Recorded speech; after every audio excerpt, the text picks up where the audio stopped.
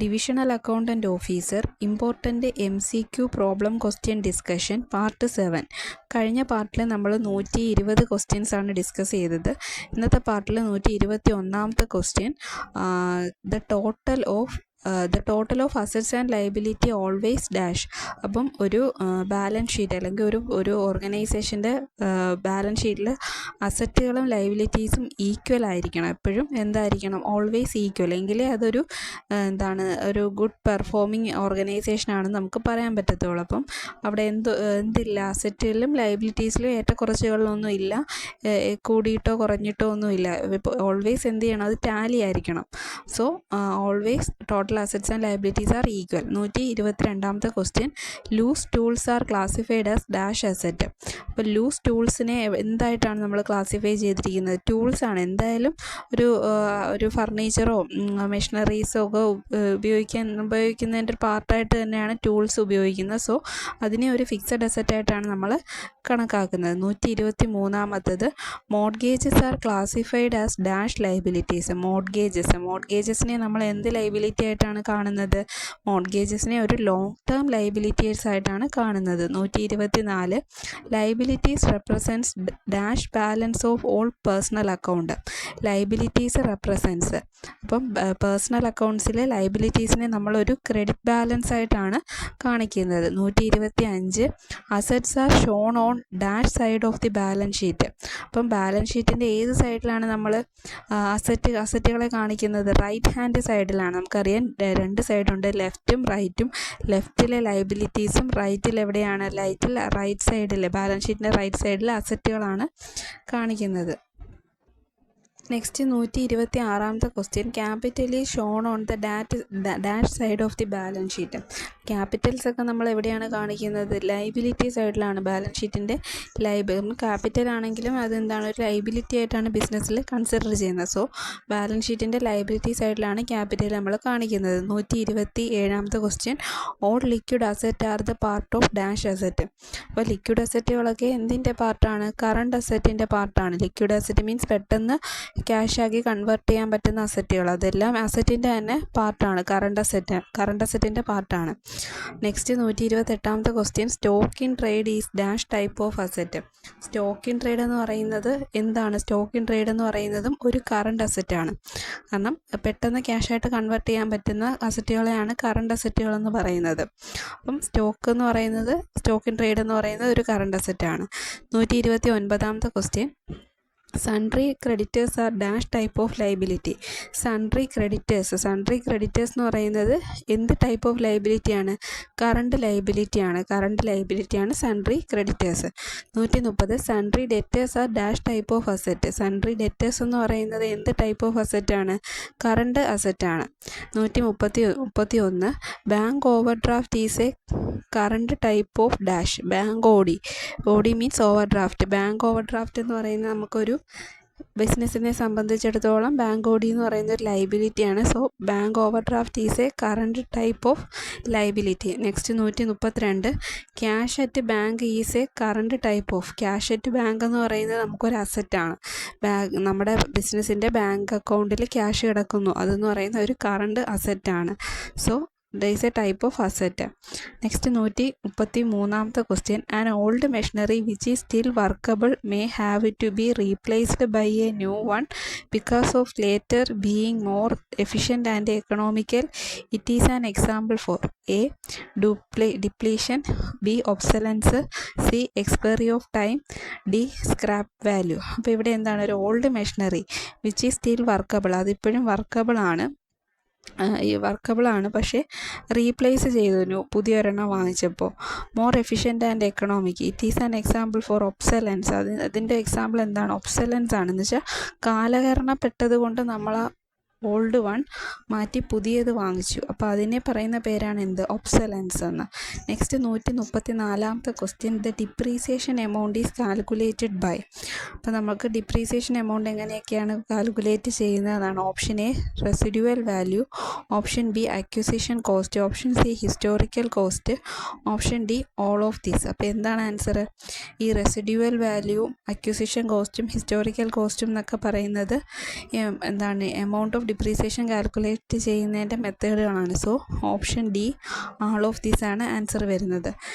Next 135ാമത്തെ question.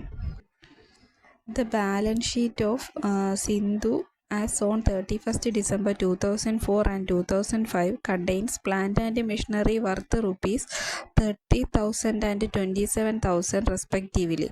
During the year 2005, there has been no sales of plant and machinery. What would be the possible reasons which has lead to the decrease in the value of cost? അപ്പോൾ ഇവിടെ ഓപ്ഷൻസിൽ പറഞ്ഞേക്കുന്നത് wear and tear, second option obsolescence, third passage of time, fourth accident, 5 no use. അപ്പോൾ നമുക്ക് ആ question ഒന്നുകൂടെ നോക്കാം. ഇവിടെ എന്താ പറഞ്ഞേക്കുന്നത്, ഒരു നമ്മുടെ സിന്ധുവിൻ്റെ ബാലൻസ് ഷീറ്റ് നോക്കുമ്പോൾ 2024-25 വർഷത്തെ ബാലൻസ് ഷീറ്റ് നോക്കുമ്പം പ്ലാന്റ് ആൻഡ് മെഷീനറി എത്രയാണ് 30,000 27,000 ആയിട്ട് കാണിക്കുന്നുണ്ട്. പക്ഷേ 2005 സമയത്ത് അവിടെ എന്തൊന്നും നടക്കുന്നില്ല, സെയിൽസ് ഒന്നും നടക്കുന്നില്ല. So plant and machinery sales ഒന്നും നടക്കുന്നില്ല. അതിൻ്റെ റീസൺസ് എന്തുകൊണ്ടാണ് എന്നാണ്. അപ്പം നമുക്ക് റീസൺസ് എന്ന് പറയുന്നത് താഴെ തന്നിരിക്കുന്ന 5 എന്താണ് റീസൺ ആയിട്ട് പറയാൻ പറ്റും. Wear and tear, obsolescence, passage of time, accident. അപ്പം നമുക്ക് എല്ലാം അതൊരു റീസൺസ് ആയിട്ട് നമുക്ക് പറയാവുന്നത് കൊണ്ട് ഇതിൽ ഓപ്ഷൻ ഡി 1, 2, 3, 4, 5 അതിൻ്റെ ആൻസറായിട്ട് നമുക്ക് എടുക്കാവുന്നതാണ്. നെക്സ്റ്റ് 136ാമത്തെ question. ABC limited purchase a machinery on 1st January 2001 for rupees 75,000 and after 4 years the value of machinery was estimated for rupees 52,000. What does the difference in the value indicate? അപ്പം options എന്തൊക്കെയുണ്ട്? Fluctuation ഉണ്ട്, B depreciation, C depletion, D amortisation. അപ്പം നമുക്കിവിടെ answer എന്താണ് വരേണ്ടത്? ABC limited purchase ചെയ്യ machinery purchase ചെയ്തു 77,000 രൂപയ്ക്ക് 2021. 4 വർഷം കഴിഞ്ഞപ്പോൾ അതിൻ്റെ വാല്യൂ എത്രയായി? 75,000 രൂപയുടെ സാധനം 52,000 രൂപയായി. അപ്പോൾ അവിടെ എന്താ സംഭവിച്ചേക്കുന്നത്? ഡിപ്രീസിയേഷനാണ് സംഭവിച്ചേക്കുന്നത്. So answer is option B depreciation. Next 137ാമത്തെ question. A car which has been repaired after an accident which not fetches the same price in the market even it has not been used. In case of depreciation is the cause of depreciation. അപ്പം ഒരു car നമ്മൾ repair ചെയ്തെടുത്തു, accident പറ്റിയിട്ട് നമ്മൾ accident പറ്റിയതിന് ശേഷം repair ചെയ്തെടുത്തു. പക്ഷേ എന്ത് ചെയ്യുന്നില്ല, നമ്മളത് ഉപയോഗിക്കുന്നില്ല. പക്ഷേ അതിൻ്റെ ഒരു വാല്യൂ നമുക്ക് സെയിം പ്രൈസ് ഓഫ് വാല്യൂ മാർക്കറ്റിൽ നമ്മൾ കിട്ടുന്നില്ല. എന്തുകൊണ്ടാണ്? കാരണം എന്താണ്?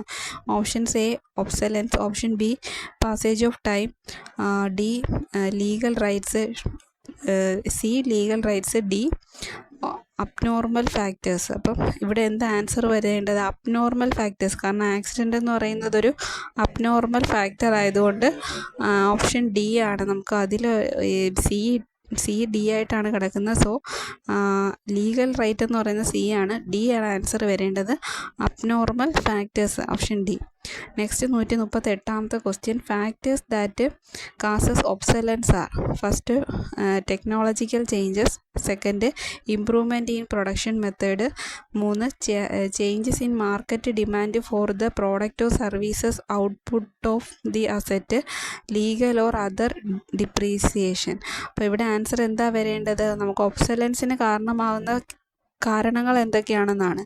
എല്ലാം കാരണങ്ങളാണ്. കാരണം ടെക്നോളജി ചേഞ്ച് ആവുന്നതും പ്രൊഡക്ഷൻ മെത്തേഡ് ഇമ്പ്രൂവ് ചെയ്യുന്നതും മാർക്കറ്റിലെ ഡിമാൻഡ്, പ്രോഡക്റ്റിനെ സർവീസസിൻ്റെ ഡിമാൻഡ്, പിന്നെ എന്താ ലീഗലും ഡിപ്രീസിയേഷനും എല്ലാം എന്താണ്? ഓരോ കാസസ് ഓഫ് ഒബ്സലൻസ് ആണ്. സോ ആൻസർ ഡി ആണ്. നെക്സ്റ്റ് 139ാമത്തെ question. Which is are the factors affected depreciation? ഡിപ്രീസിയേഷൻ്റെ ഫാക്ടേഴ്സ് എന്തൊക്കെയാണെന്ന്. ഒന്നാമത്തെ കോസ്റ്റ് ഓഫ് അസറ്റ്, രണ്ടാമത്തെ നെറ്റ് റെസിഡ്യൂവൽ വാല്യൂ, മൂന്നാമത്തെ ഡിപ്രീസബിൾ കോസ്റ്റ്, 4 യൂസ്ഫുൾ ലൈഫ്. അപ്പോൾ ഇവിടെയും നമുക്കറിയാം ഡിപ്രീസിയേഷൻ്റെ ഫാക്ടേഴ്സ് തന്നെയാണ് താഴെ പറഞ്ഞേക്കുന്നത്. ഫാക്ടേഴ്സ് അഫക്റ്റിംഗ് ഡിപ്രീസിയേഷൻ നമ്മൾ പഠിച്ചിട്ടുണ്ട്. ഈ 4 കാര്യങ്ങളും നമ്മൾ പഠിച്ചിട്ടുള്ളത് കൊണ്ട് option D, answer option D. അടുത്തത് 140ാമത്തെ question. Which of the following is not an advantages of straight line method? Depreciation calculate ചെയ്യുന്ന ഒരു ടൈപ്പ് ഓഫ് മെത്തേഡാണ് സ്ട്രെയിറ്റ് ലൈൻ മെത്തേഡ്. അതിൽ not and advantages of straight line method എന്നാണ് ചോദിച്ചേക്കുന്നത്. Option A, it is very simple, easy to understand and apply. അത് സിമ്പിളാണ്, easy to understand and apply എന്നാണ് പറയുന്നത്. രണ്ടാമത്തെ asset can be depreciated up to the net scrap value or zero value. അപ്പോൾ നമുക്ക് അത് ഓപ്ഷനും നമുക്ക് നോക്കാം. സി എന്താണ്, with the passage of time work efficiency to the asset decreases and repairs and maintenance expenses increases. So depreciation amount will not be uniform throughout the life of the asset. It will increases from year to year. Next D എന്താണ്, it is suitable for asset whose useful life can be estimated accurately and where the use of an asset is constant from year to year, such as leasehold building. നമുക്കിതിൽ ഓരോ sentence നോക്കുമ്പോൾ തന്നെ അറിയാം. ആദ്യത്തേത് straight line method അത്ര applicable ചെയ്യാൻ എളുപ്പമാണ്, പക്ഷേ അതൊരു അഡ്വാൻറ്റേജസ് ആണ്. സ്ട്രെയിറ്റ് ലൈൻ മെത്തേഡ് എന്ന് പറയുന്നത് നമുക്കൊരു അപ്ലൈ ചെയ്യാൻ ഏറ്റവും ഈസി ആയിട്ടുള്ളതും അണ്ടർസ്റ്റാൻഡ് ചെയ്യാനോ അപ്ലൈ ചെയ്യാനോ ഈസി ആയിട്ടുള്ളതും. സോ അതൊരു അഡ്വാൻറ്റേജ് ആണ്. Asset can be depreciated up to meet scrap value or നമുക്ക് സ്ട്രെയിറ്റ് ലൈൻ മെത്തേഡ് എഴുതി പോകുമ്പോൾ അത് അവസാനം ഒരു സീറോ വാല്യൂവിൽ കൊണ്ടെത്തിക്കുന്നുണ്ട്. സോ അതൊരു അഡ്വാൻറ്റേജസ് ആണ്. ഓപ്ഷൻ സി എന്താണ് പറയുന്നത്, പാസേജ് ഓഫ് ടൈം വെച്ചിട്ട് നമുക്ക് വർക്ക് എഫിഷ്യൻസിയും അസറ്റ് ഡിക്രീസ് ചെയ്യും. ഓരോ വർഷം അവസാനം ആ ഒരു കോമ കഴിഞ്ഞ് it will increases from year to year. അസറ്റിൻ്റെ വാല്യൂ ഇൻക്രീസ് ചെയ്യും എന്നാണ് പറഞ്ഞിരിക്കുന്നത് ഓരോ വർഷം കഴിയുന്തോറും. അങ്ങനെയാണോ? അല്ല. സ്ട്രെയിറ്റ് ലൈൻ മെത്തേഡിൽ നമുക്ക് ആ same amount of depreciation amount ഓരോ വർഷവും കുറഞ്ഞാണ് പോകുന്നത്. So it will not decreases എന്നാണ്. അപ്പോൾ ആ ഓപ്ഷൻ തെറ്റാണ്, അതൊരു അഡ്വാൻറ്റേജസ് ആയിട്ടല്ല വരുന്നത്. സോ ആൻസർ സി ആണ് ഇവിടെ വരുന്നത്. സോ ഇത്രയും ക്വസ്റ്റ്യൻസാണ് നമുക്ക് ഇന്ന് ഡിസ്കസ് ചെയ്യാനുള്ളത്. Thank you.